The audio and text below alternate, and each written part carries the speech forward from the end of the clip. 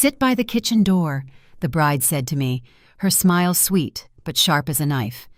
The music swelled behind her violins, and a soft jazz band filling the hall, while guests laughed and raised their champagne flutes. The chandeliers cast golden light over sequined dresses and pressed tuxedos. Every corner shimmered like it had been polished for a magazine spread. But in that moment, the room turned cold. I was wearing the navy dress I had saved for months to buy the finest thing I owned. In my hands rested a perfectly wrapped white box tied with silver ribbon. My name is Margaret Wilson. I am 59 years old, a widow, and the mother of Andrew Wilson the groom, standing across the room, oblivious to the humiliation happening at his own wedding. And the woman who had just spoken to me with that cutting sweetness was Jessica Parker, my new daughter-in-law. She leaned close, whispering so others would not hear, but making sure her words sliced through me. She told me to sit by the kitchen door, away from the photographs, so that my age, my lines, my presence would not spoil the picture-perfect images she wanted for her social media. The smile never left her face. Around the table, I felt the silence drop like a stone. A fork paused midair. Someone cleared their throat and looked away. Only Catherine Andrews' godmother and my oldest friend met my eyes. Her expression was a mix of outrage and pity. She opened her mouth as if to speak, but I gave a small shake of my head. I didn't need her to fight this battle, not here, not like this. So I smiled not with joy, but with something steadier. I rose from my chair, reached for the white box on the gift table, and held it firmly to my chest. I walked past the head table where my son was laughing at a joke from his best man. He didn't even glance my way. He didn't notice his mother leaving his wedding. He didn't see the tremor in my hands or the steadiness in my step. Step by step, I crossed the shining marble floor, the heels of my shoes tapping out a rhythm of quiet defiance. Guests turned their heads, whispers rising like a tide. But I didn't falter. I pushed through the doors and felt the cool evening air wash over me. And here's the truth. No one in that ballroom knew. Inside that white box was not just any wedding present. It held the deed to a penthouse worth $3.1 million and a check for $4 million more. That had been my gift to my only son and his new wife until that moment when I decided to keep it for myself. I live in a one-bedroom apartment with peeling paint on the ceiling and a radiator that clanks at night like it's complaining about its own age. My kitchen is so small I can stretch my arms and almost touch both walls. Dinner most nights has been instant noodles or soup from a can, whatever I can buy with the loose change I count from my Social Security check. I write each expense in a small notebook because if I don't, I will come up short before the end of the month. There have been days when I stood at the grocery counter, coins spread out on the counter, cheeks burning because I wasn't sure if I had enough for bread and milk. That is what my life became after Thomas died. In the corner of the living room sits the only thing of his I could not part with, his old wooden chair. It is scratched on the arms and the cushion has gone flat. But to me, it is the anchor of everything I once had. When I sit there, I can still smell the faint trace of his cologne, as if the fabric remembered him better than anyone else did. That chair is where I sit when the apartment feels too empty. It's where I talk to him when I can't sleep. It's where I keep myself from forgetting that once upon a time I was part of a family, not just a woman scraping by. Sometimes when I close my eyes in that chair, I see Andrew as a boy. I remember one winter night when he was 8 and burning with fever. His small body shook as he called out for me in the dark. I pressed a cool cloth against his forehead hour after hour, whispering over and over, "Mom's here, don't leave me." His tiny hand clung to mine with all the strength he had. That memory stays sharp because of what happened at his wedding, because the same boy who once begged me not to leave him let me walk out in silence while his bride told me to sit by the kitchen door. The contrast is a knife I still feel twisting. The truth is, I bought that lottery ticket out of stubbornness, almost out of anger.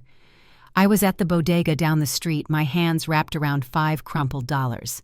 The clerk mentioned the jackpot was up to $62 million. I laughed bitterly because that kind of number was like another planet. I had just finished listening to Jessica brag about her latest designer handbag while I ate the cheapest thing on the menu.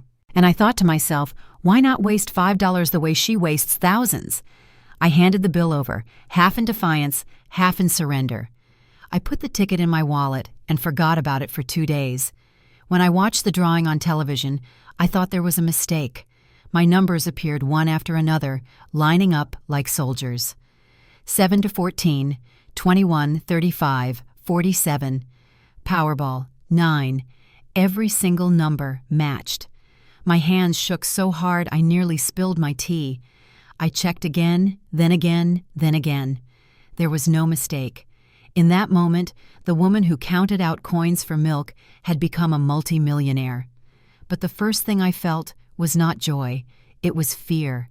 Fear that Andrew and Jessica would find out. Fear that they would see me not as a mother, but as a bank account. Fear that I would lose the last scraps of dignity I was holding on to. So I went to see a lawyer. His name was Michael Garcia, a man in his 50s with tired eyes and a calm voice. He spread the papers across his desk and looked at me over his glasses. "Margaret," he said, "paper is power. If you want to protect yourself, do it with documents. Do not tell anyone. Decide carefully who deserves to know and who deserves to benefit. Money this large can break families apart." I nodded. I already knew he was right. My life had been a series of sacrifices no one remembered. Selling Thomas's gold Omega watch so Andrew could start graduate school. That watch had been worth $8,000, but I let it go for $5, $200 because we needed the cash quickly. Skipping meals so there was enough to pay for Andrew's books. Years of telling myself that love and loyalty would be repaid in time. But at that wedding, I learned they would not. Still in that office with Garcia, I made a choice. I thought maybe, just maybe, if I gave Andrew and Jessica the gift of a penthouse and a check, they would see me again. Not as an old woman to be hidden by the kitchen door, but as the mother who had given everything. I left his office with folders of signed documents tucked in my purse, the ink still drying. I told myself this was my chance to mend the cracks, to heal the distance between us. I imagined Andrew's eyes when he opened the white box, Jessica's gasp when she saw the deed. I believed gratitude could grow where selfishness had lived. That was the hope I carried into their wedding day, the hope I carried in that silver-tied box pressed against my chest. I remember the day I first stepped into the penthouse. The elevator doors opened to a private foyer, and the agent guided me through glass doors that revealed a view of the Atlantic stretched endlessly toward the horizon. I walked out onto the balcony, and the wind hit me with the salty smell of the ocean. My hair blew across my face, and I gripped the railing, almost dizzy with the thought that this place could be mine. The floor beneath my feet was smooth stone, the kind I had only seen in magazines. The water shimmered below like it was waiting to carry me away from everything I had endured. I closed my eyes and imagined Andrew standing there, keys in his hand, laughing like he did as a boy when he opened presents on Christmas morning. I saw Jessica's mouth fall open in astonishment, maybe even gratitude softening her carefully painted smile. For one fragile moment, I convinced myself that a deed worth over $3 million could buy me back the respect I had lost. I wanted to give them a future so beautiful it would remind them of the mother who had fought for theirs. Later that evening, I sat at my kitchen table with the paperwork spread out before me. I signed my name with a trembling hand, then slid the property deed into an envelope. At the bank, I instructed the manager to issue a cashier's check for $4 million. He looked at me like he wasn't sure I understood the number. "Are you certain?" he asked. I told him I was absolutely certain. When the check was ready, I placed it carefully inside a velvet sleeve. Both the deed and the check went into a white gift box tied with a silver ribbon I bought from the craft store.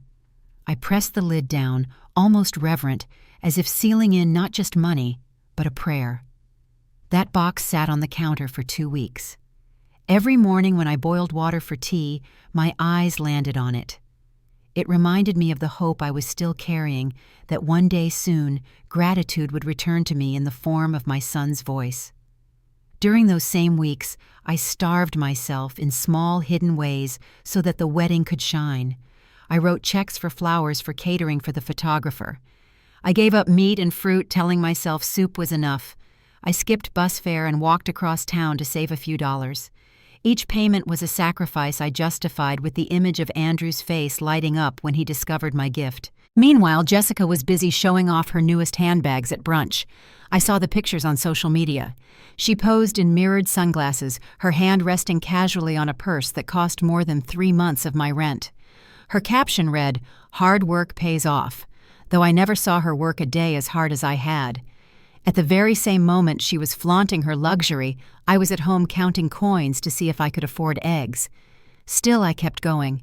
I ordered a modest dress for myself. Nothing like the gowns Jessica wore, but one I could at least feel presentable in. I rehearsed the moment when they would open my box in front of everyone. I imagined the silence falling as the deed unfolded, the gasp rising in the crowd, Andrew embracing me in front of the family. It was a dream stitched together from every penny I spent, every meal I skipped, every corner I cut, to make their wedding shine brighter than my own life ever had. And even as doubt whispered in the quiet hours of the night, I held on. I sat in Thomas's old chair, looking at that silver ribbon glinting in the dim light, and told myself this was the bridge back to my son. This was the gift that would make him see me not as an old woman living on Social Security, but as the mother who had always been there. I convinced myself that this one act, this one extravagant gesture, would heal everything. I woke before dawn on the wedding day, the city still quiet, the air outside my window, the pale blue of a new beginning. I ironed my navy dress with careful strokes, pressed the seams the way Thomas taught me when we were young, and saving every dollar. I pinned my hair back simple and neat. My hands shook once, then steadied. I slipped my feet into low heels and set the white gift box on my lap. The silver ribbon gleamed. The church was filled long before the procession. Stained glass threw squares of color over the aisle. The organs swelled. The air smelled faintly of lilies and polished wood. Friends and colleagues, cousins and neighbors' faces that had watched Andrew grow from a boy with scraped knees into a man in a tuxedo. I sat near the middle and smoothed the skirt over my knees. When the doors opened and he walked in with the minister, his shoulders straight and his eyes shining, my vision blurred. He looked like Thomas in the photograph I keep on the dresser, the same hopeful set of the mouth, the same way of glancing down as if catching emotion before it spills. I thought of the night Thomas died, the sterile hospital room, the way I held his hand as the monitors clicked. I remembered signing papers alone, planning a funeral, promising myself that Andrew would still have the life we had dreamed for him. Every sacrifice threaded through that aisle like invisible ribbon. The watch I sold so he could start graduate school. The second job I took. The holidays I worked while other families gathered. When Jessica entered on her father's arm, the congregation hummed with admiration. Her dress flared. Her makeup was flawless. Her smile belonged on a billboard. Andrew's face opened with awe and something like triumph. I clapped when everyone clapped. I repeated the prayers. The vows were simple and the kiss drew cheers. Even then I believed there might be room for me. I believed kindness could still fit beside their ambitions. The reception hall was all crystal and gold. A trio played jazz in the corner, and waiters moved like choreography trays balanced on palms. I found table 12 toward the back near an exit and a row of potted palms. Around me sat Aunt Lorraine with her cane and sly humor. Mr. and Mrs. Whitaker from our old neighborhood, 2 elderly cousins I had not seen in years. We traded small stories and the conversation felt gentle. I could see the head table across the dance floor. Andrew leaned close to his best man, laughing. Jessica glittered beneath the lights, receiving attention, as if she had always owned it. I placed the white box beside my plate where I could keep a hand on it without thinking. Dinner arrived beautifully plated. I ate slowly, tasting more nerves than food. After the toasts, after the first dance, after a swirl of relatives posing for photos, Jessica began moving from table to table accepting compliments. She reached ours at last. Up close, her beauty was almost fierce. She touched my shoulder lightly, smiling a perfect smile. "Sit by the kitchen door, please, for the photos," she said. Her tone was gentle. Her eyes were not. I stared at her hand on my shoulder, small and manicured, and felt a familiar coldness crawl up my spine. For a heartbeat, the room kept moving. The trio kept playing. The glasses kept chiming. Then the sound thinned. A fork paused. A whisper skittered across linen. Catherine Andrews' godmother and my oldest friend went still, outrage flashing across her face. She drew breath to object. I met her gaze and shook my head once. Not here, not today. I turned to Jessica and smiled the way you do when you are finished explaining who you are. I rose from my chair. My palms felt the cool weight of the box as I lifted it from the table. I tucked it against my ribs the way I once tucked Andrew when he was new to the world. I walked past the centerpieces of white roses, past the polished dance floor, past the head table where my son adjusted his cufflink and laughed at a story. He did not look up. He did not see me. A waiter near the entrance reached for the door. I nodded thanks and stepped into the corridor, the carpet swallowing the last of the band. I could smell coffee and something sweet from the kitchen. Life went on with its calm efficiency. Outside, the evening air was cool. I stood on the curb until a taxi pulled over. The driver glanced at me in the mirror and at the box in my lap. "Are you okay, ma'am?" he asked. "I am better than I have been in years," I said. As the car merged into traffic, the lights of the venue receded. I rested my cheek briefly against the box and felt something settle into place. Not anger, not bitterness, resolve. By the time we reached my building, I understood what had changed. I had stepped out of a role I had worn for decades. I had left the table where I was expected to sit and be grateful for crumbs. This was my act break. The moment the accommodating mother ended and the woman with boundaries began. The phone rang at 2 a.m, the hour that peels sleep from the eyes. I woke in Thomas's old chair with a blanket around my shoulders and the white gift box on the coffee table, its silver ribbon catching the light from the street. Andrew's name filled the screen. I let it ring twice, felt that old reflex to rescue, then answered. "Mom, Jessica says you were upset. Are you okay?" His voice was careful, like he was stepping around a spill. I looked at the box. I could almost see the outline of the deed and the velvet sleeve inside. In the black glass of the phone, my face floated back at me, lined and steady. "I am exactly where I need to be," I said. There was a breath, a small click, the sound of a television far away. "Mom, what happened? Did someone say something?" I glanced at the empty chair across from me. I pictured the kitchen door, the sparkle of chandeliers on polished floors, Jessica's hand on my shoulder as if moving a vase. A lifetime of explaining rose in my throat. I swallowed it. "Good night, Andrew," I said, and I ended the call. The apartment listened. A pipe ticked. I pulled the blanket close and let quiet cover me like warm water. The phone lit again. Andrew, then unknown, then Jessica. I turned the ringer off and set the phone face down. The glow faded. The ribbon kept its sheen. I filled the kettle and waited for the thin whistle. Mug teabag kettle pour. Steam rose like a benediction. The phone vibrated against the wood again and again. I did not pick it up. When Andrew was small, he called for me in the dark, and I answered before the second cry. Now the roles had turned. The phone called, and I let it ring. Not to punish, but to draw a line. Boundaries are not knives. They are doors with locks. Tonight I turned the deadbolt. At 3, the calls stopped. Minutes later they began again. A text blinked, then another. "Are you safe? Please respond. Jessica is worried." I set the phone down and breathed. Safe is not the same as comfortable.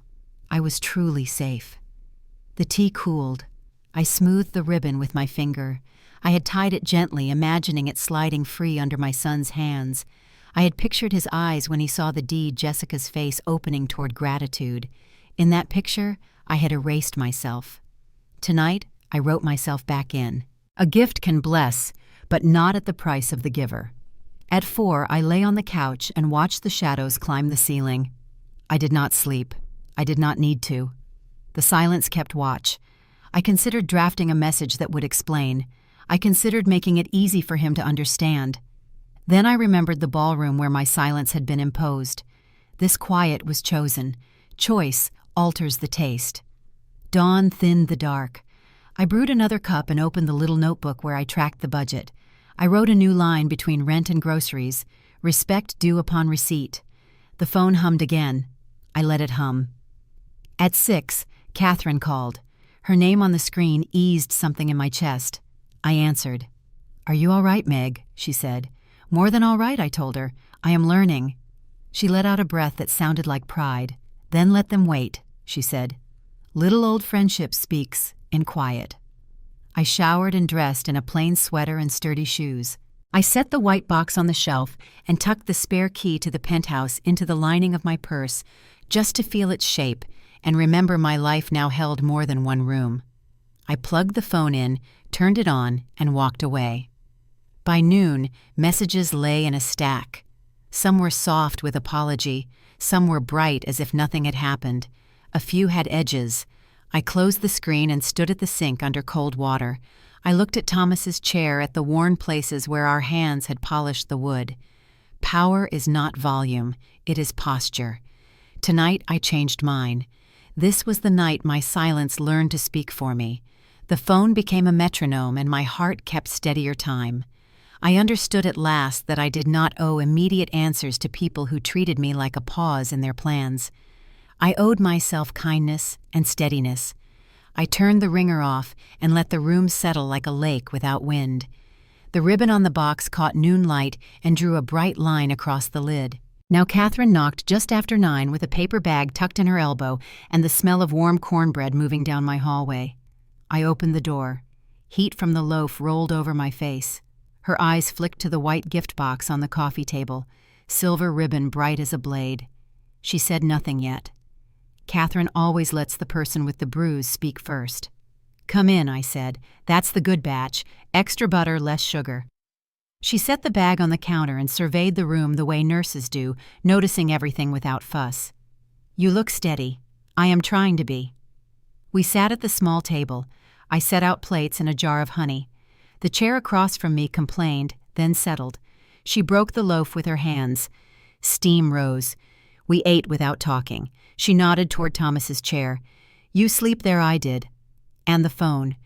It rang until it learned I was not coming. Catherine sipped coffee. "Tell me." I told her about the ballroom, the light, the request to sit by the kitchen door like a misplaced vase. I told her I stood up, took the box, and walked out. Catherine listened like a bridge holds weight. When I finished, she traced a crack in the varnish. "Meg, you have paid the toll for years. You pawned Thomas's watch to cover Andrew's first semester. I went with you." I held your hand while the clerk examined the engraving with a loupe. Like love was an imperfection, you worked holidays, you gave rides, you wrote checks you could not afford, and smiled so he would not see the cost. I stared at the white box. I told myself the gift would heal it. She met my eyes. "Meg, you have given enough. Let them pay their own price." She said it softly, not as punishment, but as release. The words loosened a tightness behind my ribs. I folded a napkin. "If I keep the deed, does that make me hard? It makes you honest. Kindness without a boundary is not love, it is erasure." She leaned back. "You taught Andrew to read by tracing words on his palm. Trace a new word now." "No." I laughed once, surprised. "You make it sound easy. It is not easy. It is adult." She tore another piece of bread and slid the plate toward me. "Eat. Strength helps the spine hold." We ate for a while. Catherine moved to practicalities. The trust is set. Garcia filed everything. Title is clean. The deed sits in the trust until I decide otherwise. Good paper before promises. She nodded toward the phone. "You going to call him back?" "Not today. If he apologizes, I will listen to the apology meant for me, not the money." Catherine smiled. She reached into her bag and drew out a creased photograph from her wallet. Andrew at 8 with a missing tooth, his arm thrown around my waist under a library banner.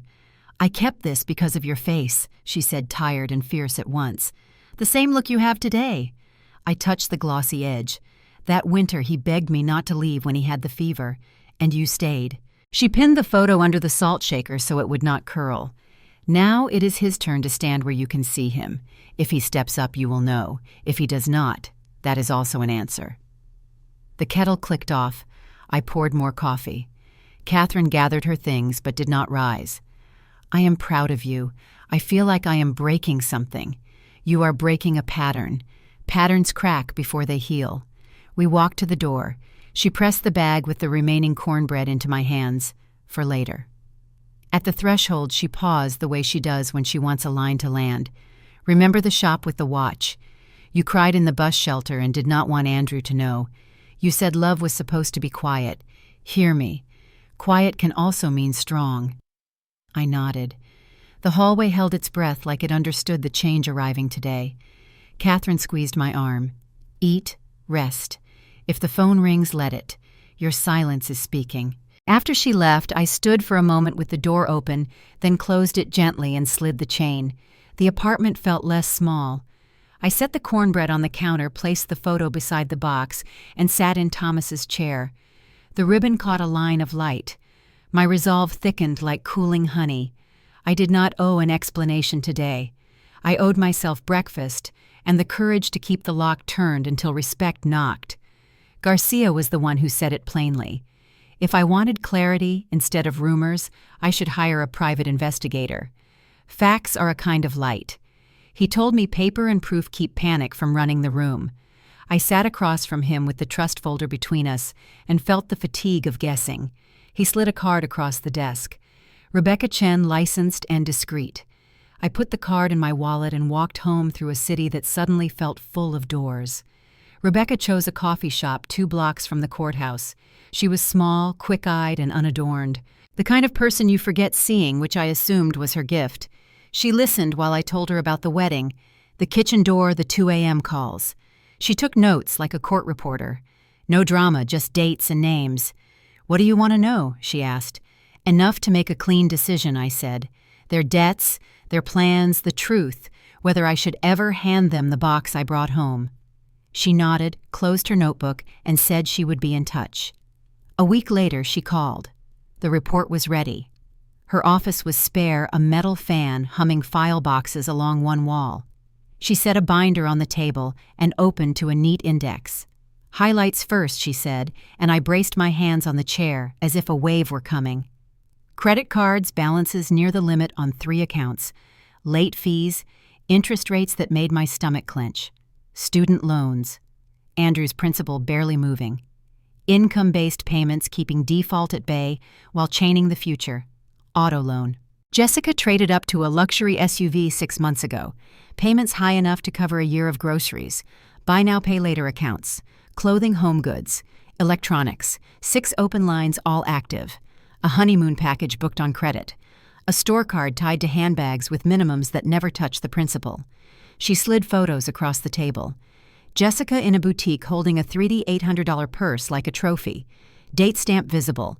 The bag's price listed on the store's public site. Andrew outside a financial planner's office. The window signage promised retirement strategy. They asked about timelines of inheritance. Rebecca said the receptionist did not disclose details. She only confirmed the subject when I posed as a prospective client. She turned another page. They also inquired about establishing power of attorney for an elderly parent. The planner referred them to an attorney. I felt heat rise, then drain. "There is more," she said. "They hired someone, too." She pushed a second business card toward me. "Jake Morrison, licensed small shop. He has been asking around your building. He followed you to Garcia's office and to a title company where you signed packets. He could not access sealed records, but he photographed you leaving with a branded envelope." She rotated a photo toward me. My face, tired and set, held the envelope like a lifeline. "He also staked out your bank 2 mornings. No breach, only observation. He is looking for a story he can sell to them." Rebecca tapped a page with highlighted posts. Public social media. Jessica writing about leveling up and family backing. Andrew replying with a key emoji and a muscle arm. None of it illegal, all of it revealing. I turned back to the debt totals. The numbers marched like soldiers who never sleep. Rebecca let the fan hum fill the space. "You are not their plan," she said gently. "You are their bailout." The sentence landed with the steady weight of a verdict. I thought of Thomas's chair, the winter fever, Andrew's small hand clinging to mine. I thought of the white box on my shelf with its silver ribbon patience tied into a bow. I had wanted gratitude to bloom when they saw what I prepared. Now I saw a different garden, one where need swallowed whatever touched it, where gifts were not bridges, but bait. Rebecca closed the binder. "You hired me for the truth," she said. "I am sorry it hurts." I nodded. "What do I owe you?" She named a number I could easily afford now. and for a heartbeat I felt shame at how easy it was. I paid. She gave me a receipt. We shook hands. Outside, the afternoon was bright and ordinary. I carried the binder in a plain tote and blended into the sidewalk. At my building, I climbed the stairs slowly and let myself in. The apartment smelled faintly of lemon cleaner and old books. I set the binder beside the white box and stood between them for a long time. The phone lit with a new message. Andrew, a cheerful line about a brunch photo he had posted. A link, a heart. Not a word about the wedding. Not a word about me. I powered the phone off and placed it face down. I ran my hand over the lid of the box. I see you, I told myself. I see what they see. It was the first time the sentence did not feel like betrayal. It felt like waking. Paper had given me power. Proof had given me permission. I poured tea and sat in Thomas's chair. The ribbon flashed in a bar of late light, a bright, thin boundary that finally held. The call came mid-morning, while a square of sun warmed the rug, and the white box sat on the shelf like a small moon. Jessica's name filled the screen. I let it ring to the last possible second, then answered. Her voice arrived sugared and bright, the kind of sweetness that coats a blade. Margaret. Hi. I was worried. Yesterday was so hectic. I think there was a misunderstanding. The photographer was rushing us and the lighting by the entrance was terrible. When I said kitchen door, I meant closer to the kitchen corridor for composition, you know. I am so sorry if that came out wrong. We would love to see you at the gift opening today. Noon works for everyone. Can you make it? She did not stop for breath. Apology by weather report. Blame assigned to light and logistics. My eyes went to Thomas's chair, then to the ribbon glinting on the box. I heard Rebecca's dry voice in my head. You are not their plan. You are their bailout. I held the phone away for a heartbeat and let silence settle between us. Silence has a shape when you allow it. On the other end, she rushed to fill it. I know you must have been tired. Weddings are a lot for anyone. I totally get that. Andrew was so worried when you left. He said you didn't even have cake. He hates when people leave without cake. Anyway, everyone's coming over at noon. His boss might stop by. It would mean so much to have you there. Bring your box. We can put all the gifts by the fireplace for a cute picture. A cute picture. A fireplace backdrop the box as a prop. I let 3 more seconds pass. I counted them in my head the way I used to count Andrew's breaths when he slept with a fever, my palm on his hair waiting for the next rise. No, I said. There was a small click in the line. Not mechanical human. I am sorry. What? No, I repeated, gently setting down a cup. Is this because of yesterday, Margaret? I said I'm sorry. I was just trying to organize the flow. The kitchen corridor was closer to the photographer. It wasn't about age. Goodness. No. You're beautiful. Everyone said so. Please don't take it personally.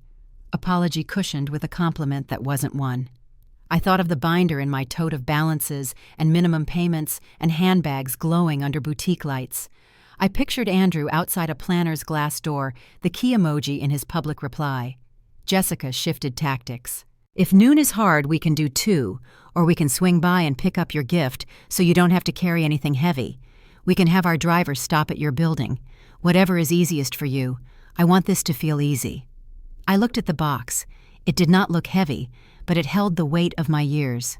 Today will not work, I said. Tomorrow, then we can do brunch. Actually, the registry says there are still some kitchen items open. I know you picked something already, but if you wanted to exchange your gift or add a little card with details, that would be totally fine. People do that all the time, exchange add details. I had learned the language of fishing. I pictured handing a trout my own net. No, I said again, and I ended the call. I set the phone face down. The apartment breathed. After a minute, it buzzed once, then again, then in a pattern that sounded like pleading made digital. I left it on the table and cut a square of Catherine's cornbread, spread it with honey, and stood at the sink. Outside, a bus side-swayed. Somewhere a door shut with a soft thud. Everyday sound sized exactly for sanity. When I checked the screen, the messages stacked in alternating fonts. From Jessica, so worried. Please confirm you are safe. From Andrew, love you. Call when you can. From an unknown number. Hi, sweetie. This is Jessica's mom. We are concerned. Family needs to stick together. From Jessica again posting a pic from the reception. Family is everything. Hope you love it. A heart, a key, a camera icon. I opened her post. 3 photos slid by. Jessica laughing with bridesmaids. Andrew cutting the cake. A group shot by the entrance where a gap yawned exactly where a mother might stand. The caption read, "Like a performance." I closed the app and washed my hands as if I could scrub it off. The phone rang once more. I answered because I wanted the choice to be mine. Jessica's voice had cooled by a degree. "I just need to know what to tell people. You left. It looked bad. Andrew's boss asked why his mother disappeared before speeches. Can you at least say you felt faint? A migraine, something graceful. I am trying to manage optics. Optics." The word settled in my stomach like a stone. "You can tell the truth," I said. "What truth would that be? That you asked me to sit by the kitchen door?" She made a sound like a laugh cut short. "No one will believe that. Why would I say that? It makes me sound cruel." "It does." Her voice thinned. "Margaret, this is getting dramatic. I am trying to do the right thing here. I am trying to include you. You are trying to retrieve what you think I have," I said, and surprised myself with how calm it sounded. She inhaled sharply. "What is that supposed to mean?" "Goodbye, Jessica." I set the phone down and let it ring to voicemail. Messages came in with new angles. Offers to send a car, questions about my address, about the building's access, about whether the concierge would accept deliveries. Triangulation arrived next. Catherine texted to say Jessica had reached out, worried, asking if I was ill. I told Catherine I was fine and asked her to save her breath for the people who could hear it. Afternoon softened toward evening. I brewed tea and moved Thomas's chair to catch the light. I considered what a real apology sounds like. It names the harm. It does not explain it away. It asks nothing in return. What I had heard was not apology. It was a keyhole search for access. Near sunset, Andrew texted a photo of us from years ago at a school fair. His face paint smeared my hair windblown. "Remember this. Wish you had stayed last night. Jessica says you misunderstood. Can we reset?" I typed and erased 3 replies, then set the phone down without sending any not to punish to keep the line clean until a real conversation was possible. By nightfall, the buzzing slowed. I placed the phone in a drawer and closed it gently. The white box held steady on the shelf, its ribbon a thin horizon of silver. I sat, lifted my mug, and felt the quiet return to size the room around me. My number had been small. It had also been complete. The door opens for respect, not for greed. The storm arrived by phone, not sky. I was rinsing a cup when the ringtone clawed across the counter. Jessica's name flashed. Then the sound of crying hit my ear the moment I answered. Words tumbled so fast they tangled. "Margaret, thank God you picked up. Andrew collapsed at the office. They took him by ambulance. He's at Springfield General. Please come now." For a second the old reflex fired, the one that sends a mother running before thought can form. I gripped the edge of the sink until my hand steadied. "Which entrance?" I asked. "Emergency or main emergency?" She sobbed. "They're doing tests. It looks bad. He asked for you. Please." I felt the weight of Thomas's chair behind me like a hand between my shoulder blades pressing me back to center. "I'm going to call the hospital," I said. "I'll see what they need." "Just come," she pleaded. "There's no time to explain." "There is time to ask for a name," I said, and ended the call. I dried my hands and opened my little notebook to the page where I keep important numbers. The hospital switchboard answered on the 3rd ring. A calm woman with a headset voice. "Springfield General. How may I direct your call?" "I'm looking for a patient," I said. "Andrew Wilson admitted to the emergency department a few minutes ago. Let me check," she said. Keys tapped softly. 1 moment. The moment stretched. I watched sunlight slide across the silver ribbon on the white box. It glowed the way a horizon line does when you decide to keep walking. "I'm not seeing an Andrew Wilson," she said. "He may be in triage without registration. Do you have a date of birth?" I gave her the date. More tapping. "Nothing under that name or date of birth," she said. "I can check incoming transfers." 1 moment. My thumb left a damp print on the counter. I stared at the place where it evaporated. A siren sounded somewhere far away. It did not turn toward me. No current transfers for that name, she said. If he arrives, the system will update.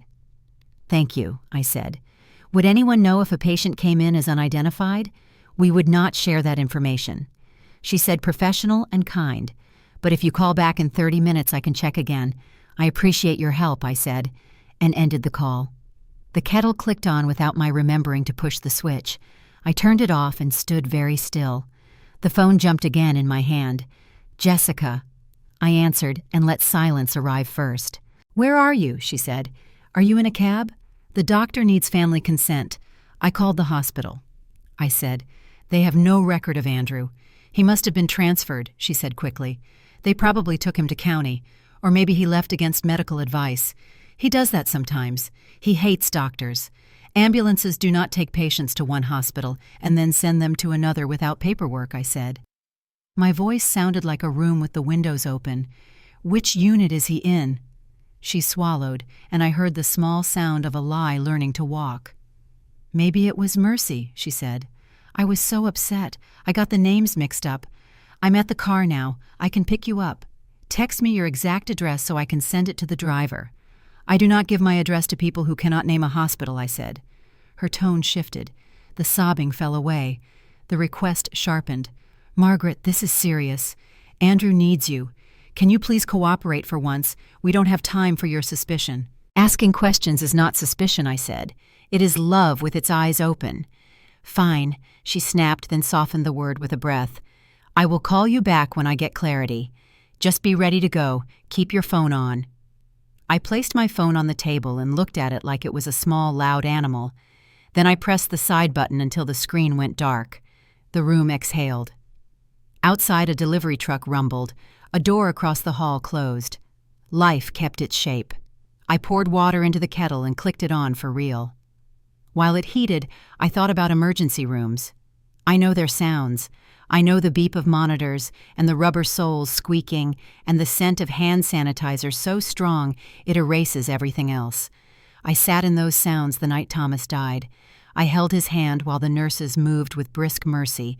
That was crisis. It did not need a caption. It did not ask for an address before it told the truth. The kettle whistled. I watched the tea spin in the cup, breathed the steam like it was medicine. The phone stayed dark. I set the cup on a saucer and carried it to Thomas's chair. The cushion received me with its familiar sigh. Across from me, the white box rested on the shelf. The ribbon cut a clean line against the cardboard. Lines matter. They are how a map becomes a path. 5 minutes passed, then 10. I pictured Jessica pacing, inventing new versions, looking for the angle that would open what she wanted. I pictured Andrew at his desk, alive and well oblivious to the story told in his name. My heart ached for the boy he had been. My mind held the man he had become. 2 truths in one chest. That is what mothering grows into if you live long enough. The phone chimed once as it booted back to life. Messages tumbled in. From Jessica, update coming. Stay by your phone. Do not turn it off. From an unknown number, this is Jake with a private ambulance service. We might need a family signature by proxy. Send your address. From Andrew. At last. Everything okay? Jessica said you're on your way. I stared at that line until the words lost shape. Then I typed one reply. Are you at work? He answered within a minute. Yes. Where else would I be? I set the phone down like it was hot. I felt something unclench low in my spine. I turned the phone off again, slower this time, not out of anger but hygiene. Noise is a kind of dirt.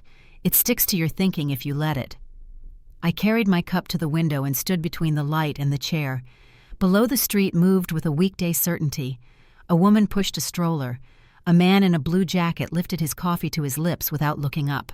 The ordinary persisted. I let it. When the phone rang again, I did not answer. It rang 4 times, then 5, then stopped. A voicemail icon appeared and waited. I did not press play. I did not need to hear the next version. I already knew the genre. False alarm is fishing line. Concern is key. Urgency is mask. I sat back down and pulled my notebook close. On a fresh page, I wrote a small ledger.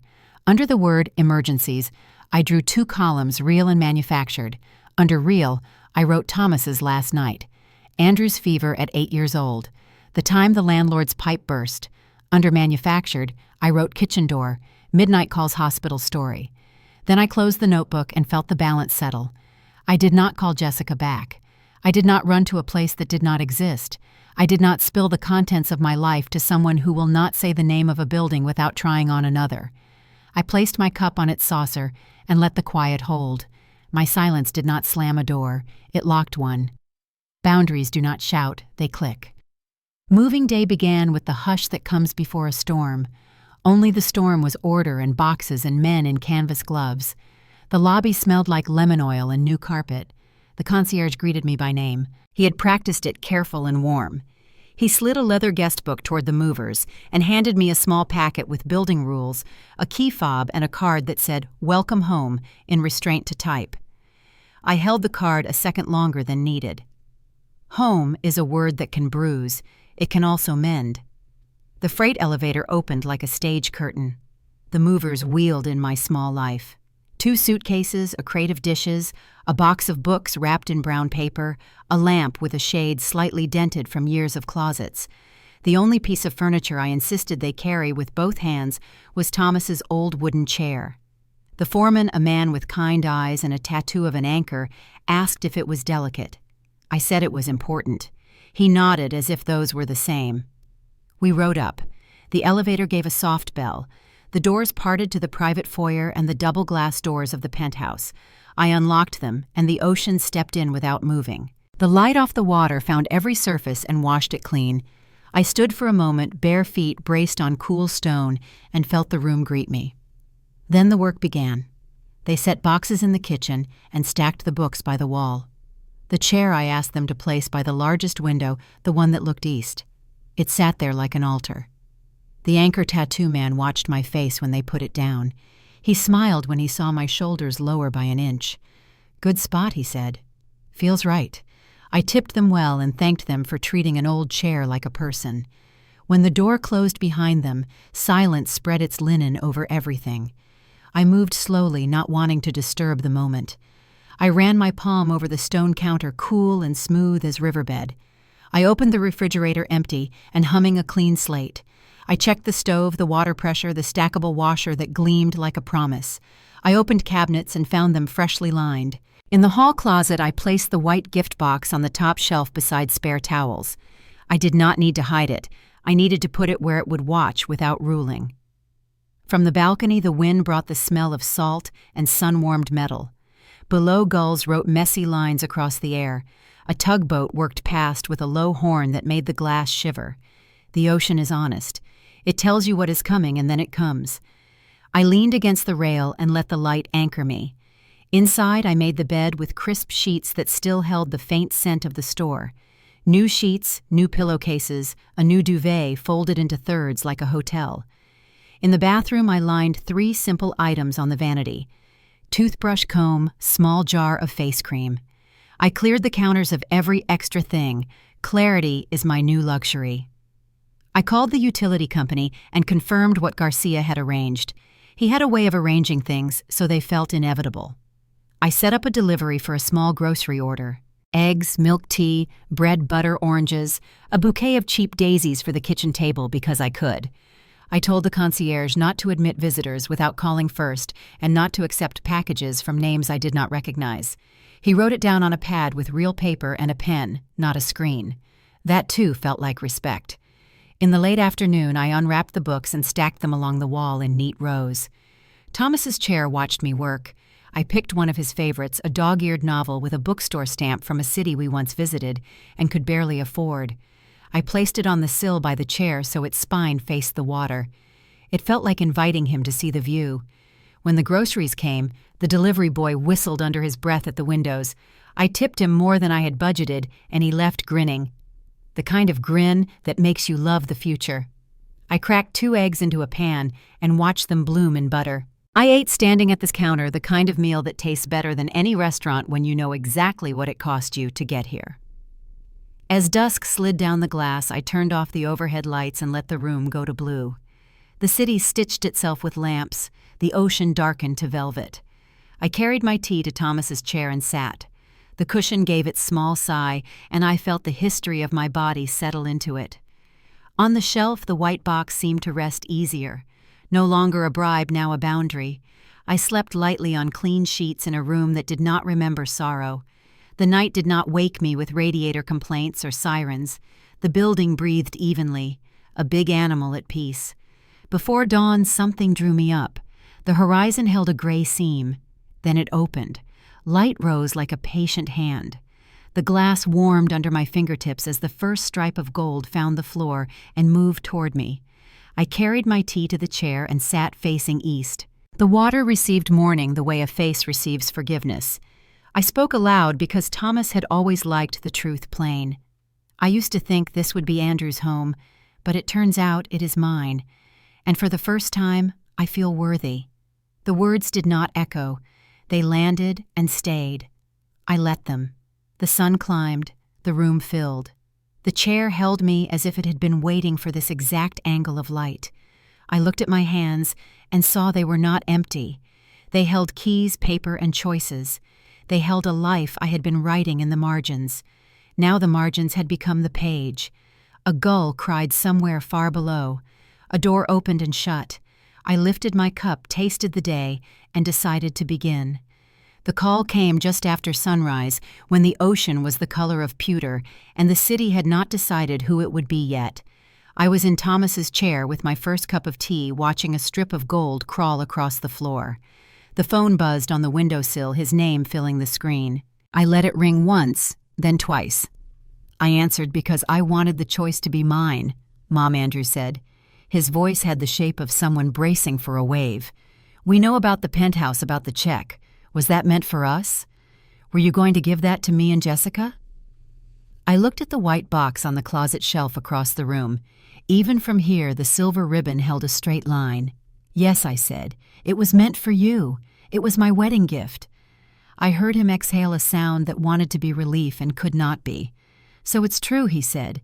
We thought maybe it was one of those rumors. Someone recognized your signature at the title office. Someone else saw you with a bank manager. Jessica said there was no way you would do something that big without telling us. I didn't know what to believe. I did, I said. I believed I could make a bridge out of paper. The line went quiet. Then he tried again. Why didn't you give it to us? Why take it back? We didn't do anything to deserve that. Across the glass, the water shifted slate to steel. I kept my voice level. Your wife asked me to sit by the kitchen door for the photographs. She wanted the young faces in the frame. I stood up. I picked up the box. I left. He made a sound like a cut air pocket. I didn't see. I swear I didn't see. I know, I said. That's part of the problem. He swallowed. Mom, people say things at weddings they don't mean. It was hectic. She can be blunt. You know I would have stopped it if I had heard. I took a breath. You were there. That is enough of the truth for me. Paper rustled on his end. Jessica and I talked all night. We were stupid. We were caught up. We can fix this. If the issue is the photos, we can retake them. We can make it right. We can show you how much you mean to us. Showing me requires more than a camera, I said. He went quiet, then changed lanes. How much did you win? He asked, and sounded ashamed of the question as it crossed his lips. I mean, not the exact number, just if you're safe. People talk, Mom. The number in the rumor is large. Is that true? I am safe, I said. That's the only number that matters to me. He cleared his throat. We made some decisions that were not smart. The honeymoon was on a card. The car was a stretch. We thought a promotion was coming sooner. We thought we would refinance. It turns out the market is not as friendly as it looks on television. If you had given us the gift, we could have reset. We still can, if you decide to. I let the sea answer for a few heartbeats. The waves did not hurry. I am done paying to reset other people's choices, I said. He flinched in the silence. I could hear it. You're angry, he said. I understand. We were wrong. I was wrong. I should have protected you. Please don't punish me for a moment I didn't see. This is not punishment, I said. It is proportion. It is me matching the size of my gift to the size of the respect I received. He sniffed and his words blurred. Mom, don't do this. We can apologize. Jessica will apologize. She will say it to your face. She knows she crossed a line. I know the difference between apology and access, I said. He tried a softer corner. "I miss you," he said. "The way things used to be. You and me against the world. Remember the library fair, the pie-bake sale? You taught me to lace my shoes on the church steps. I remember you waiting in the cold for my bus when I stayed late at practice. You were always there. Be there now." I closed my eyes and saw his small hand on my wrist in a hospital night hot with fever. I remembered the weight of his head against my shoulder. Love is not a switch you throw. It is a house with many rooms. I chose the one with a lock. "I am here," I said. "I am in my home. I am not at the edge of a photograph." He inhaled sharply. "If this is about money changing me, I'll prove it hasn't. I'll sign anything. I'll put the house in your name. I'll put conditions on the check. I'll agree to whatever the lawyer says. We just need a chance." "Please." "You had one," I said. "It came wrapped in white with a silver ribbon. You told it to wait by the kitchen door." He began to cry. The sound was not pretty. It was real. "I don't know how to fix this," he said. "You do," I said. "Begin with truth. Name what happened. Ask for forgiveness without asking for a favor. At the same time, live a season where you do not treat me like a solution. Come to see me without needing a bank." He was quiet for a long time. When he spoke again, his voice was smaller. "Can I come today?" "Just me. No agenda. I want to look you in the eye. I want to say I'm sorry without Jessica in the room." "Not today," I said. "I am still learning how it feels to have space." "Tomorrow," he said, and I could hear the old boy in him, the one who used to bargain for 10 more minutes of play. Maybe I said, "When you want a relationship with me that does not begin with a spreadsheet, you will know how to knock. When you're ready, you know where I am." The line shook. "Mom," he said, "I love you." "I love you," I said. "That is why I am doing this." "Can you tell me one thing?" he asked. "If I had seen it and stopped her, if I had put my arm around you right there and brought you to the front, would the box have stayed on the table?" "Yes," I said, and the truth sat between us like a rain barrel filling. It would have. He cried again quieter, and I let the sound pass through the room and out the open window.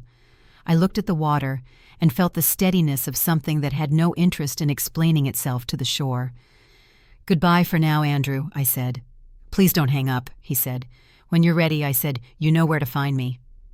I ended the call and set the phone on the sill. The ocean kept moving. I wrapped both hands around my cup and felt the heat soak into my palms. I did not pace. I did not second-guess. The white box on the shelf stopped being a test. It became a boundary that belonged to me. Outside, the light brightened. Inside, the room stayed calm. The phone rang at 4 in the afternoon. Catherine's name appeared on the screen. I answered and heard paper rustling before her voice. "Are you near your door? I'm in the lobby with reinforcements." I looked at the time, surprised. "Give me a minute," I said. "I haven't had visitors here yet." I smoothed my hair and straightened the books by the door. When the bell chimed, I opened to find Catherine flanked by 2 women I had never met. "Elma and Joe," she said. "Partners in mischief." Elma's eyes were kind. Joe stood like a retired teacher. Between them, they carried a grocery bag and a covered dish that smelled like garlic and butter. I stepped back to let them in. They moved past me in a wave of perfume and purpose. I watched as 3 strangers became instantly familiar with my space. Elma headed straight for the kitchen like she had a map. Joe whistled softly at the view. Catherine caught my eye and gave a small nod of approval. "The ocean loves the light in here," she said. "Knows how to hold it." We gathered around the kitchen island where Elma unpacked containers, and Joe filled water glasses without asking which cabinet held them. "I haven't had a dinner party yet," I said. "I don't even have all the chairs." "Who needs chairs?" Joe slid onto a bar stool. "I've been a teacher for 40 years. I can eat standing up in 3 minutes flat if I have to." Catherine touched my arm. "We brought dinner. And backup. Elma says you need vitamins. Joe says you need witnesses. I say you need to not eat alone on your first week in paradise." I felt something tight behind my ribs begin to loosen. "I don't have place settings," I confessed. Joe grinned and pulled paper napkins from her tote. "Always prepared," she said.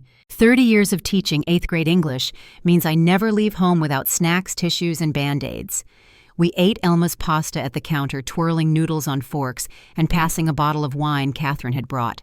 The sauce was rich with tomatoes and cream. Elma watched my face as I took the first bite. Good better than good, I said. The kind of food that makes you believe in tomorrow. Through dinner they told their stories. Elma had lost her husband Hector 5 years ago. He had been a mechanic who could fix anything except time. She kept his ring on a chain around her neck.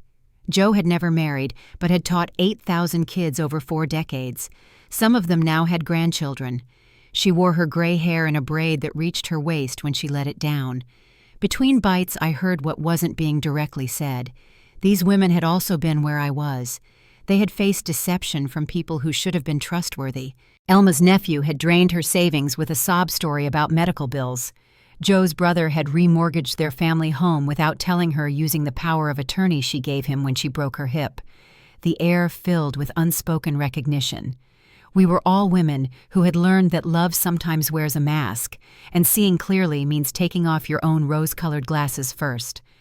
After we finished, I made tea and led them to the living room. Thomas's chair sat in its place of honor by the window. They admired it without my having to explain its importance. Jo ran her hand along the worn arm. "Wood remembers," she said, "every hand that's ever touched it." I poured tea into mugs I'd hastily unpacked. We settled 4 women facing the darkening water. My phone lit up on the side table. Jessica's name appeared and disappeared. Catherine noticed but said nothing. The room waited. "Would you like to know what happened?" I asked. They nodded, not eager, but ready. So I told them about the wedding, the kitchen door, the box I carried home instead of giving away. I told them about Rebecca's investigation about the credit cards maxed out about the fake emergency call. When I finished, Joe's face was tight with recognition. Elma's hands were clasped as if in prayer. Catherine watched me with the steady gaze of someone confirming what they already knew. Elma spoke first. 10 years ago, my nephew Daniel told me he had cancer. I emptied my retirement account. $36,000. There was no cancer. There was a gambling debt. He knew exactly how to make me reach for my checkbook. The part that hurt most wasn't the money. It was realizing he had studied me like a mark. Joe nodded. My brother Walter knew I couldn't check the mail while my hip was healing. He intercepted bank statements for 3 months. By the time I could walk to the mailbox again, he'd taken out a second mortgage and drained my savings.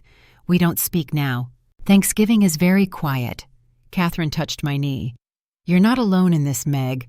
Not the money part, the betrayal part. We've all been there. That's why I brought reinforcements. Because alone you second guess. Together we hold the line. I felt tears threatening and blinked them back.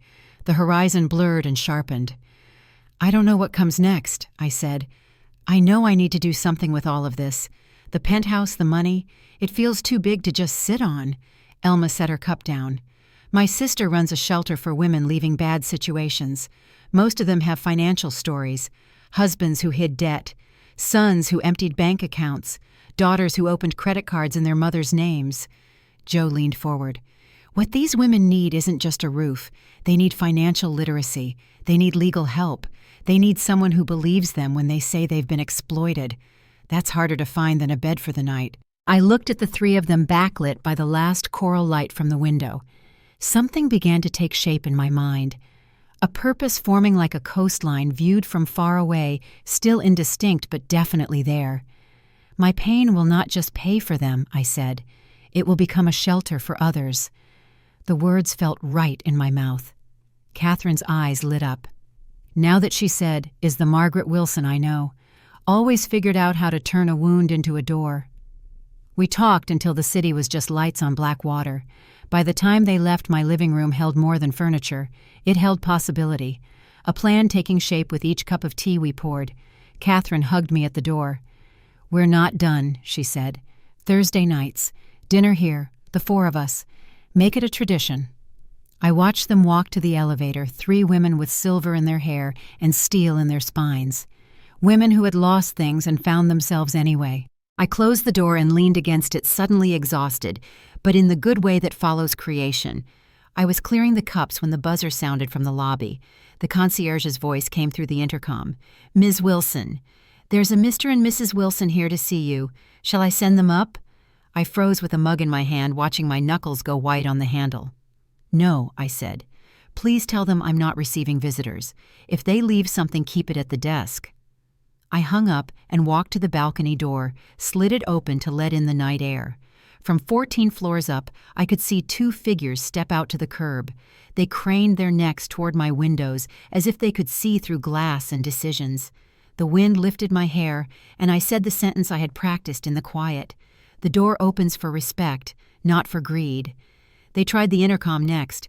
The buzzer sounded in my hallway, a small mechanical plea. I watched the light blink and go still. I did not answer. When the elevator arrived on my floor by habit, its doors opened on an empty hall. A little pantomime of welcome. I let them close. My phone chimed. A text from Andrew. "Mom, we're downstairs, please." Then another. "We want to apologize in person. We love you. 5 minutes." I set the phone face down and rested my palm on the deadbolt. Through the wood, I felt my pulse steady. I thought of the kitchen door at the reception, the way the world wanted me to become architecture. Not today. The concierge rang again. "They're asking nicely," he said. "They say they only want to talk." I know I answered. "Offer them water. If they wait, let them wait." I walked to Thomas's chair and sat facing the entry, as if attendance could be an act of choice. Minutes lengthened on the screen. I saw Andrew lean over the desk. Jessica placed a glossy bag like bait. The lobby doors opened and closed for couriers and neighbors. A resident must have taken pity. The camera showed Andrew and Jessica slipping past on someone's invitation. My call box lit. The elevator rose. I stood and crossed to my door. On the inside mat, I straightened the corners with my foot. I heard their voices down the hall, muted, urgent. They stopped outside. Andrew knocked. 3 soft taps he used to practice at Halloween. "Mom," he said through the wood. "It's me." Jessica's voice followed bright. "Margaret, we only want 5 minutes. We brought something for you. We can leave it if you prefer." I touched the cool brass of the handle but did not turn it. Between my fingers and the hall lived everything I had learned this year.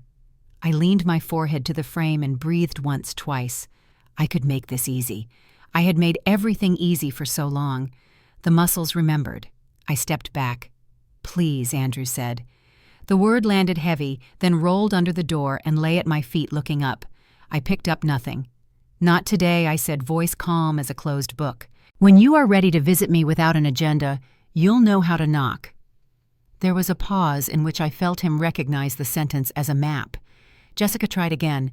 "We have a plan to make this right. We can retake photos, do a family dinner, show everyone." I pressed the latch just enough to make the mechanism click. The softest sound a lock can make. "Stop managing optics," I said through the door. "Start telling the truth." Then I stepped away. We stood on either side of the line, inside the air of my life, outside their breath fogging the paint. Andrew's knuckles brushed the wood once more, touch, then knock. "Okay," he said at last, and I heard the boy learning to stand up in the man. Their footsteps receded. The elevator chime doors opened. A small wind ran down the hallway and lifted the edge of my runner. I set it straight, gently. I went back to the balcony. They reappeared on the sidewalk, smaller now, faces turned up and then away. The glossy bag swung from Jessica's wrist. She set it on a bench and left it there like a thought she did not want to carry. The harbor kept glinting, as if nothing had happened, and exactly what had happened had. Inside, I wrote one line in my notebook.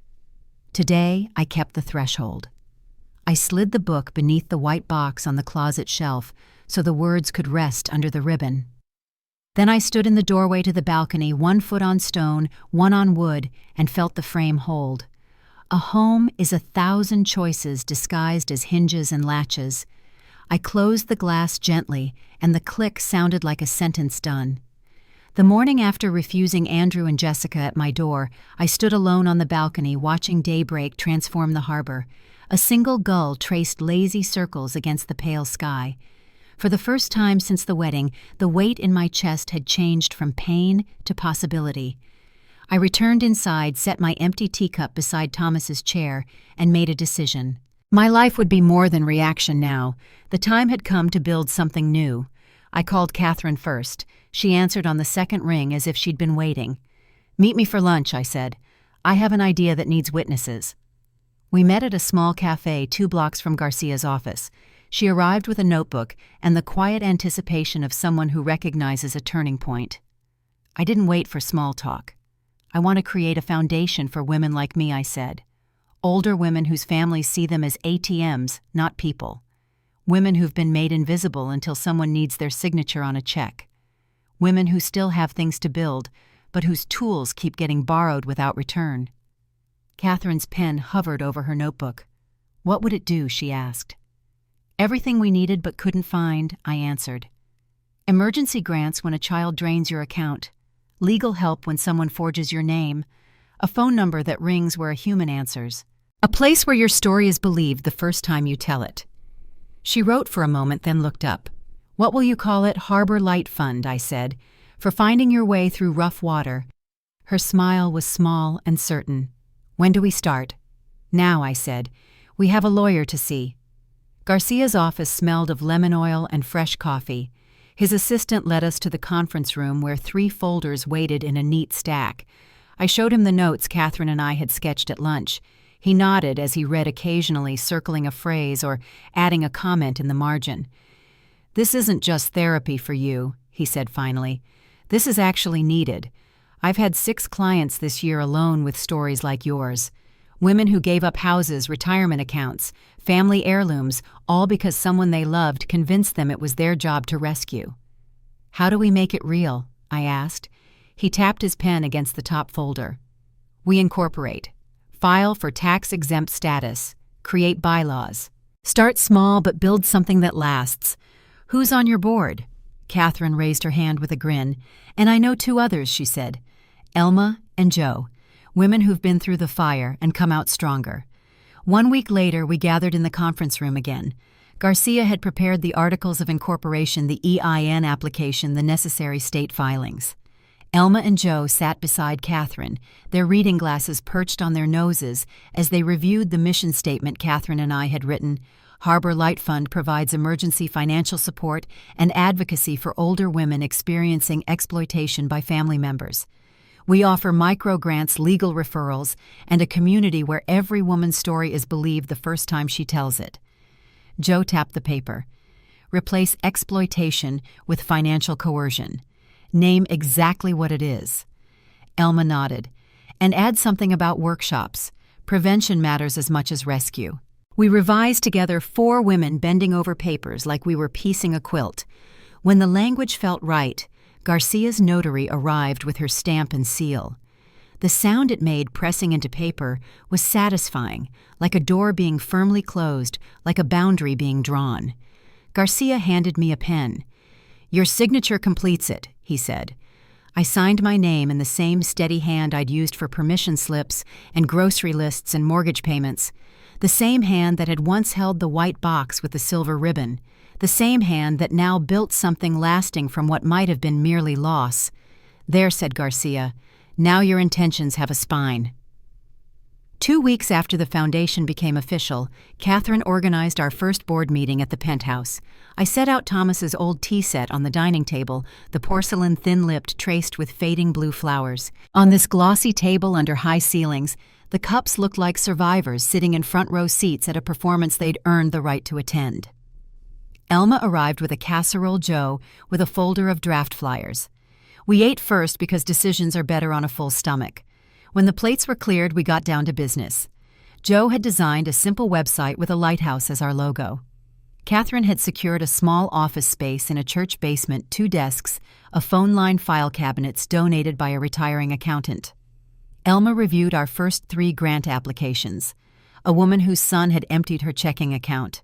Another whose grandson had charged thousands on a credit card he'd taken from her purse. A widow whose daughter had convinced her to co-sign a car loan, then defaulted.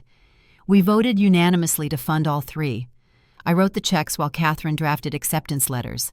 It felt both ancient and new women, creating justice with ink and paper, building a circle where breaking trust carried consequences. When we finished, Elma raised her cup. To beginnings, she said. The china clinked lightly, bell tones ringing across water. Later that night after they'd gone, I stood alone at the window. The harbor lights winked like stars fallen to earth.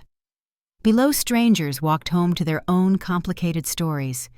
I pressed my palm against the glass and felt its cool resistance. Tomorrow we would help 3 women reclaim what had been taken. Next week, perhaps more. The work would be slow and imperfect, but it would be real. I turned from the window and saw Thomas's chair waiting in its place of honor. The white box sat on the shelf nearby, its ribbon slightly dusty now. I no longer felt haunted by either. They had become witnesses rather than wounds, markers of a journey rather than monuments to loss. My phone rang the next morning earlier than usual. I was still in my robe tee steeping on the counter. Andrew's name filled the screen. I answered because I wanted the choice to be mine. "Mom," he said, his voice rough at the edges. "Jessica's gone." I watched the light pattern on the floor shift as a cloud passed. When I asked, 3 days ago. She packed while I was at work, left a note saying we both know it's over. I heard him swallow hard. She took almost everything. The furniture, the art, even the good towels. I said nothing, letting silence create space for truth to grow. "It's the money," he continued. "Someone from the title company called and told her the Penthouse deed was finalized in your name only. She'd been telling her parents, her boss, everyone that we were getting it. I didn't know. Or maybe I did and didn't want to see." The ribbon on the white box caught a ray of morning light, casting a silver line across the wall. "What are you going to do now?" I asked. "Start over, I guess. I'm selling the SUV. Moving to a cheaper apartment. I've talked to a credit counselor who says it'll take 2 years to dig out of the hole we're in. But I can do it." 2 years is not forever," I said. "No," he agreed. "It's just long enough to learn something." I heard traffic in the background, a bus breaking voices passing. He wasn't calling from home. That would have been too empty, too filled with the echo of what was no longer there. "Mom," he asked, his voice smaller now, "could I see you sometime? Just to talk. No agenda. I don't expect anything except maybe the chance to say some things I should have said a long time ago." I closed my eyes and saw him at 8 hand, hot with fever, clinging to my wrist. I saw him at his wedding, laughing with his best man while I walked away unseen. I saw him now, a grown man standing in the street with his marriage collapsed and his debts circling.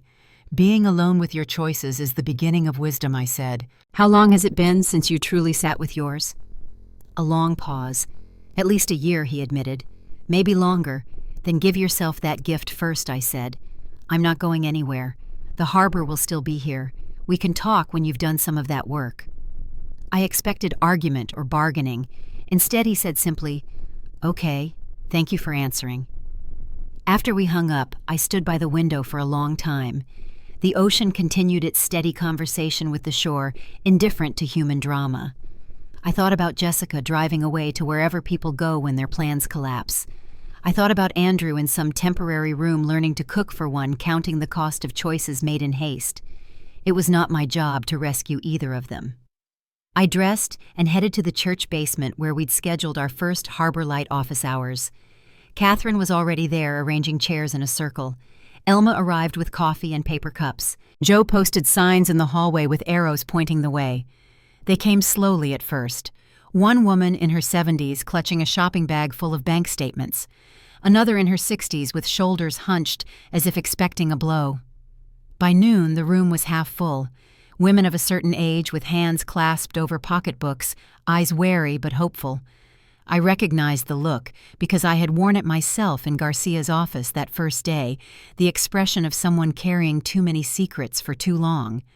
I stood and welcomed them, my voice growing stronger with each word. "We are not here to judge," I said. "We are here because we have been where you are. We know what it means to count change at the grocery store while your child buys luxury goods with your credit card. We know what it means when someone who shares your blood treats you like a bank account instead of a person. We know what it means to stand in your kitchen at 2 a.m., wondering how you'll make it to the first of the month." The shoulders around me lowered by fractions, hands unclenched from purse straps. I continued. "Today we offer 3 things. First, a listening ear that will believe you the first time you tell your story.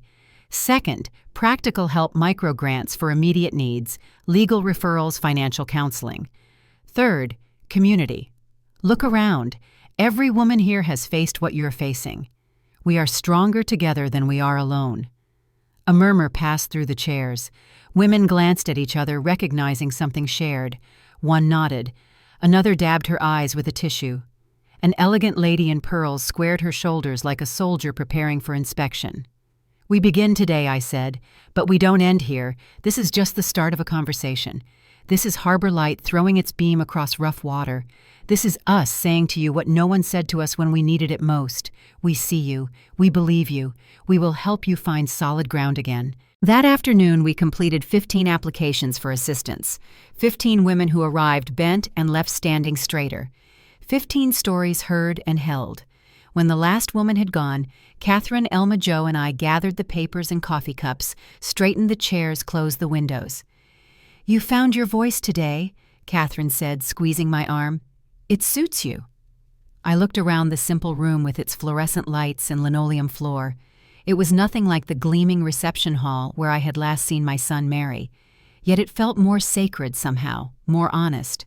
"This room holds more truth than that ballroom ever did," I said. 3 weeks passed. We established a rhythm board meetings on Thursdays at the Penthouse office, hours on Wednesdays at the church. The foundation grew steadily, word spreading through Catherine's church network, Joe's former teacher colleagues, Elma's hospital connections. We hired a part-time administrator, a retired paralegal named Greta, who'd survived her own financial exploitation by a stepson. I was reviewing grant applications one morning when my phone rang. Garcia's name on the screen surprised me. I answered, half expecting legal questions about our latest filing. "Margaret, he said your son is here in my office. He wants to talk about setting up a trust." I felt my body go still. "For him," I asked, my voice careful. "For Harbor Light," Garcia replied. "He says he wants to contribute a percentage of his income once his debts are cleared. Should I send him away, or would you like me to hear him out?" I felt something shift in my chest, like a door long stuck finally easing open. A trust for Harbor Light, not for himself. A percentage of his income, not a request for mine. This was not the bargaining of before. This was something new. "Tell him I'll be there in 30 minutes, I said. "Ask if he'd like coffee while he waits." I dressed carefully. Not the navy dress from the wedding. Something simpler. A cream blouse, charcoal slacks, low heels that wouldn't rush me. Before leaving, I went to the closet and took down the white box. Its ribbon had gathered a fine dust. I slid it off carefully and placed it in my purse. Not to give away, just to carry as a reminder of how far we'd both come. The city rushed by outside the taxi window, people hurrying through their ordinary Wednesday with purpose and determination. Buildings blocked my view of the ocean, but I could still feel its rhythm in my bones, the pull and release of tide, the patient way water reshapes even the hardest stone.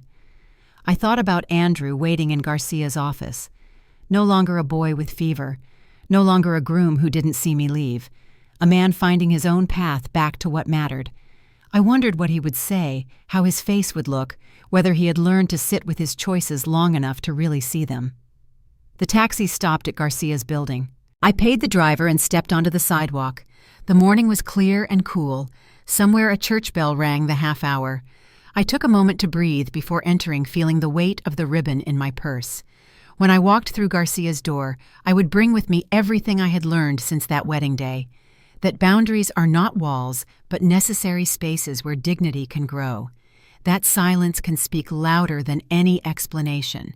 That sometimes the greatest gift is not what you give, but what you choose to keep. And most importantly, that love without respect is just noise. But love with respect can build harbors strong enough to weather any storm. The elevator doors opened. I stepped inside and pressed the button for Garcia's floor. As the doors closed, I caught a glimpse of my reflection, a woman standing straight, neither hard nor soft, but something altogether different, present, purposeful, whole. The car began to rise, carrying me toward whatever came next.